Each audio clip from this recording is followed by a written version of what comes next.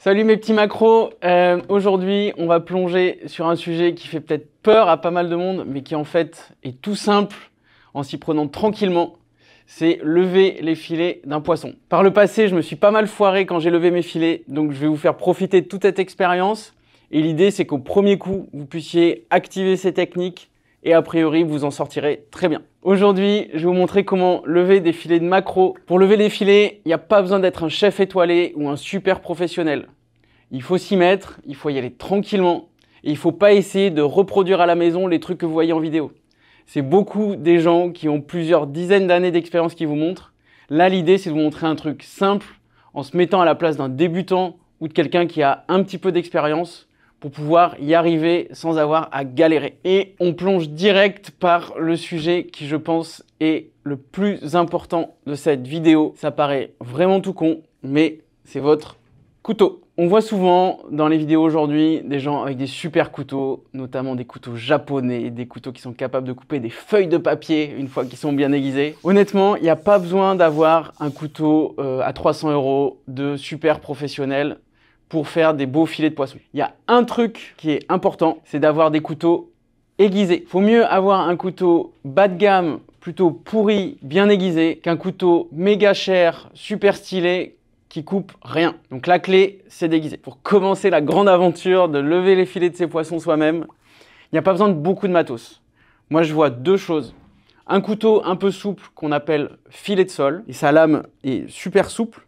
Donc ça permet vraiment d'aller coller aux arêtes. Et ça, je pense que c'est presque plus important que le filet de sol. Un outil pour aiguiser les couteaux. Pas besoin d'avoir un super fusil ou les fameuses pierres japonaises avec différentes granularités, etc. Mais par contre, un truc dans lequel vous pouvez mettre votre couteau dans une encoche, vous glissez et ça permet de bien aiguiser. Il y a plein de modèles différents, il y en a des plus petits, des plus gros, il y en a, ils ont deux encoches, une en métal, une en céramique. Commencez par ça vous fera des couteaux qui seront correctement aiguisés et vous démarrez à chaque fois avec un truc qui coupe bien. Alors si vous commencez à parler avec des spécialistes du poisson ou des chefs cuisiniers, il y a toujours l'immense débat entre couteau raide ou couteau souple. Quand on parle de couteau de filet de sol, c'est souvent un couteau assez souple qui permet d'aller bien coller aux arêtes. Il est assez fin pour pas trop abîmer la chair. Mais il y a des gens qui préfèrent des couteaux plus raides. Celui-là, il est un peu plus.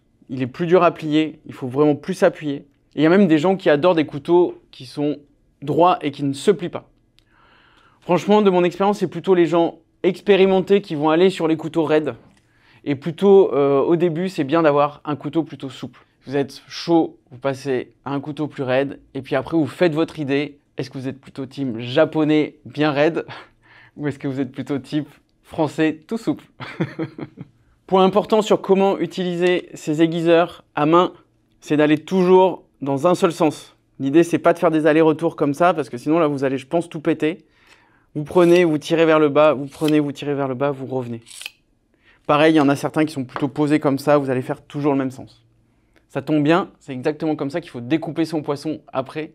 Donc toujours de l'avant vers l'arrière et on revient jamais dans l'autre sens. Je vous présente quand même les petits macros qu'on a aujourd'hui. On en est assez fiers chez Poiscaille nos macros parce qu'on a beaucoup de macros pêchés à la ligne. Ceux-là, ils ont été pêchés dans la rade de Brest par William Mac. Salut William, on te kiffe. Pourquoi ils sont beaux ces macros? Déjà, ce qu'on voit sur ces poissons, c'est la couleur qu'ils ont et les couleurs qu'ils ont. Ils sont encore vachement bleutés, on voit vachement les marbrures du maquereau, typiques du maquereau. On voit même, je ne sais pas si on le voit à la caméra là, mais qu'ils ont des iridations, donc c'est-à-dire qu'il y a des colorés un peu arc-en-ciel, des reflets qui arrivent. Ça, c'est des super signes de fraîcheur sur les poissons. Vous voyez là, quand je tourne le maquereau de droite à gauche, on voit là ces couleurs-là. Honnêtement, si vous passez devant un étal et que vous voyez ça, c'est un super bon signe. Et ça veut dire que le poisson est super frais. Et ça, c'est un œil de poisson frais. On voit bien qu'il est bien détaché, on le distingue bien. Il n'est pas creusé comme souvent sur les poissons qu'on peut voir vieux. Il n'y a pas de sang, il n'est pas un peu flouté, un peu trouble. Quand vous voyez vraiment bien toutes les parties de l'œil, c'est vraiment un super signe de fraîcheur. Autre signe qui permet de voir la fraîcheur, c'est de mettre le poisson à l'horizontale. Et vous voyez, si le poisson reste droit comme ça et ne se plie pas, c'est un super bon signe de fraîcheur. Trêve de baliverne et trêve de plaisanterie. On rentre dans les choses sérieuses et on attaque ces filets de maquereau. Donc là, concrètement, qu'est-ce que je vais faire? Je vais aller couper derrière la nageoire pour entailler le filet jusqu'au niveau de l'ouïe. Ensuite, je vais aller planter mon couteau et puis je vais descendre tout le long des arêtes jusqu'à la queue, ce qui va me permettre après de dégager et de pouvoir séparer mon filet. Je vais commencer en mettant le maquereau en travers de ma planche et après pour faire cette étape-là, je vais mettre en travers comme ça et je vais aller appuyer ici. C'est parti. Un truc qui est assez simple pour se repérer, c'est de prendre la nageoire qu'on appelle pectorale et de la tirer vers l'avant du poisson. Ça permet de bien tendre la chair sur la première coupe. Je me pose à peu près à 1 cm derrière. Je me mets avec un angle à peu près 45 degrés. Et là, j'avance et je recule ici le long. J'ai toujours moi tendance à aller très près, le plus près possible pour ne pas perdre de chair. N'hésitez pas sur les premiers coups peut-être à prendre un peu plus de largeur parce qu'il peut y avoir des parties qui sont un peu dures et que vous aurez peut-être du mal un peu plus à couper à la fin. Donc là, j'ai fait mon entaille et je vais poser mon maquereau face à moi, la queue vers moi. Et là, je vais poser ma main et reprendre la nageoire.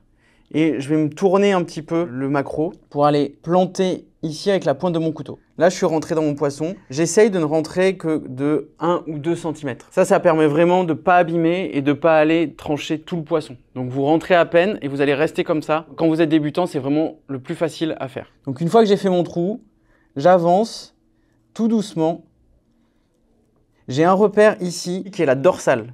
L'idée, c'est de rester au-dessus de la nageoire dorsale.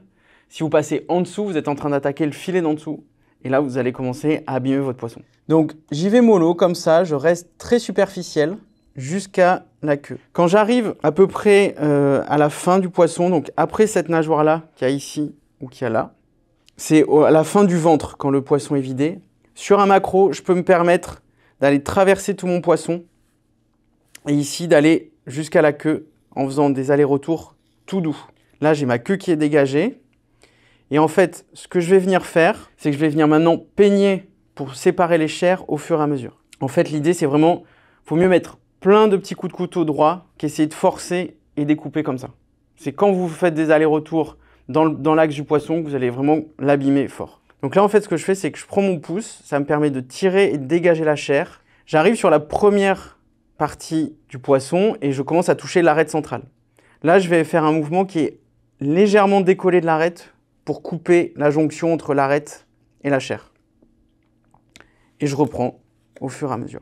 Ici, comme j'ai coupé un peu serré, il faut que j'aille me dégager l'attache du filet. Et donc, je vais entailler comme ça pour aller me dégager l'avant du poisson. J'arrive sur la zone qui est parfois un peu difficile, qui est la cavité, donc les arêtes qui sont dans le ventre du poisson. Et là, en fait, l'idée, c'est d'aller, pareil, s'appuyer dessus et dégager au fur et à mesure. J'y vais tout doux, l'idée, c'est vraiment pas de forcer. Et pourquoi ça marche? C'est parce que, comme je vous ai dit, j'ai un couteau qui est bien aiguisé.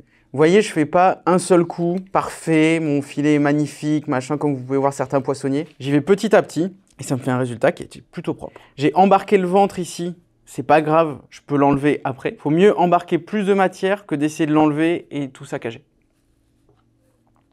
Je peux vérifier si jamais s'il me reste un peu de chair.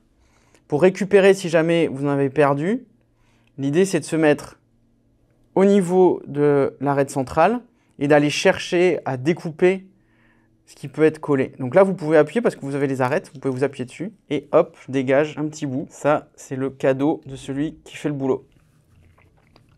Ça, c'est bon. Donc là, j'ai fait mon premier filet. Le deuxième filet est souvent un peu plus dur parce que souvent le poisson, il est appuyé sur la tête et il n'a pas le côté bombé qu'on a sur le premier filet. On va y aller plus doucement et on va faire gaffe. Je mets mon couteau à la base de la nageoire pectorale et je vais couper avec la base de mon couteau ici pour faire le tour de mon maquereau. Je fais un deuxième coup ici. C'est parti. Ici, vous voyez, je suis allé assez loin, je suis assez gourmand. Au final, vous pouvez plutôt aller comme ça pour être sûr de bien détacher facilement. Si vous débutez, n'hésitez pas à prendre un peu plus de largeur qu'aller vraiment chercher cette partie-là. Vous récupérez tout ça après, une fois que vous aurez levé, vous ferez un bouillon, etc. Et de la même manière, je vais y aller tout doux. Donc, je plante ici. Et une fois que je suis rentré, j'y vais tout tranquille. Ce que je peux pour me rassurer, c'est aller essayer d'appuyer un petit peu sur l'arête. Mais je vous conseille de le faire plutôt quand vous êtes à l'arrière du poisson. Là, voilà. Une fois que je suis là, on voit ici la pointe du couteau. Je m'appuie, mon couteau est souple, je peux appuyer dessus et aller terminer mon poisson. Une fois que j'ai fait ça, donc j'ai dégagé une bonne partie. Et maintenant, comme tout à l'heure, je vais aller récupérer en faisant des coups dans un seul sens pour ne pas abîmer ma chair. Je me sers toujours de mon pouce pour tirer et dégager et voir ce que je fais et aller attaquer au plus près des arêtes. Ici, voilà ce que je vous disais précédemment. En fait, si vous allez trop loin, c'est un petit peu galère ici, donc je suis obligé de reprendre. Et hop, je peigne toujours la même chose, je peigne de l'arrière vers l'avant. Je ne cherche pas à cisailler comme ça, sinon c'est là où je commence à tout éclater. J'arrive ici. Je peux mettre des coups en revers si vous êtes plus à l'aise. Je vous fais exprès de vous le montrer comme ça, uniquement dans le même sens. Ici, c'est encore un peu accroché. Hop.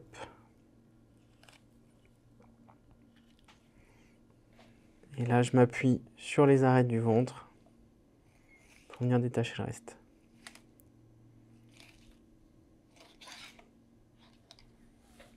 Deuxième petit filet, c'est plutôt propre. Et franchement, vous pouvez être content de ça. Oui, il en reste un petit peu sur l'arête. Vous n'allez pas faire une arête transparente, parfaite le premier jour. J'ai levé mes filets, je peux m'attaquer à enlever la peau. Ça, c'est si vous n'aimez pas la peau, moi souvent je la garde.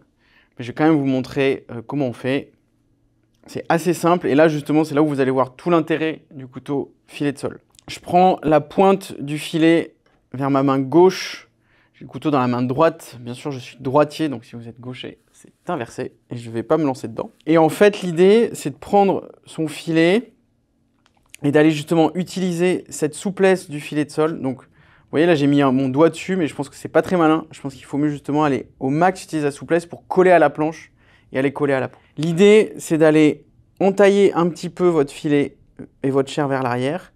Et une fois que vous avez entaillé, vous mettez à plat direct pour pas couper la peau. L'idée, c'est vraiment de se mettre le plus collé à la peau, mais sans la couper. C'est ça qui peut être une galère. Si jamais vous loupez, c'est pas très grave. Vous pouvez toujours rattraper sur un coup plus loin. Donc, je me mets le plus à la pointe possible de mon filet. Je rentre et après, je me mets à plat direct. J'avance, je fais un petit aller-retour sur 2 cm. Et dès que je peux, en fait, l'idée, c'est d'aller pincer la peau avec les doigts et d'avancer tout droit. Et en fait, vous pouvez, pour vous aider, il faut tirer sur la peau.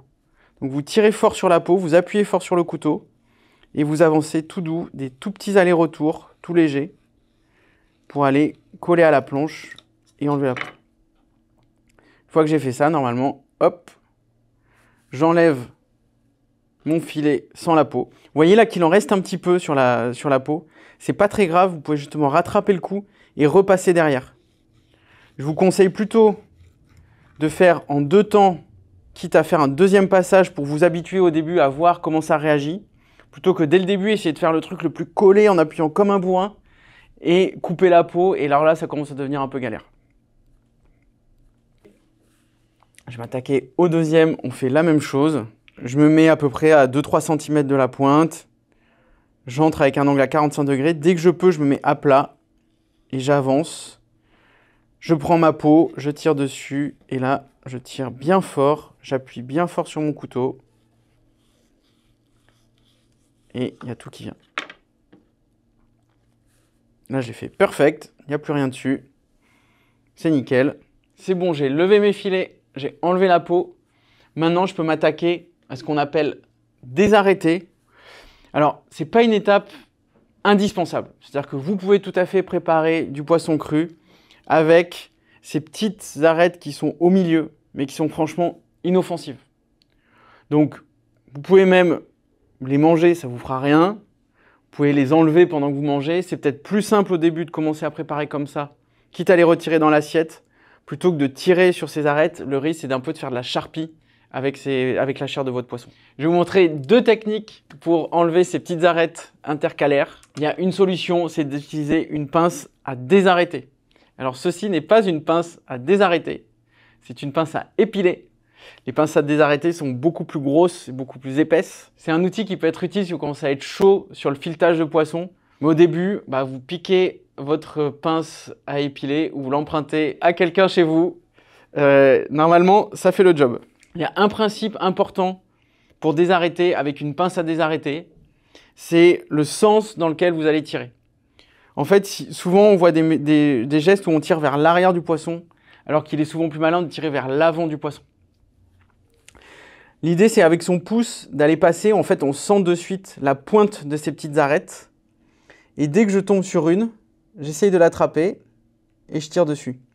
Hop, elle s'enlève. Un petit truc qui marche pour éviter de galérer à nettoyer votre pince à chaque fois, soit vous prenez un petit bol d'eau pour les essuyer, soit vous le posez sur le pouce ou sur le bord de votre main. Voilà ce que j'ai retiré. C'est franchement microscopique. Ce qui est bien, ce qu'on voit, c'est que le haut de l'arête est en général un peu plus épais que la pointe, donc ça permet de l'accrocher avec la pince. Et après, je tire vers l'avant, ce qui me permet de l'enlever. Donc voilà les quelques arêtes que j'ai récupérées. On voit quand même que c'est super fin, c'est des toutes petites arêtes. Franchement, au début, je vous déconseille de vous embêter avec ça. Moi, j'ai une méthode que j'aime bien, que j'appelle la coupe en V. En gros, l'idée, c'est qu'on a cette ligne au milieu dans laquelle sont les arêtes sur le filet.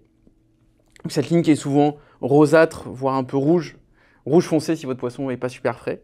Et en fait, on va aller faire 2 entailles de part et d'autre de cette ligne pour retirer toute la ligne de chair qui contient les arêtes. Donc je mets mon filet avec l'avant du filet vers moi et la pointe vers le bord de ma planche.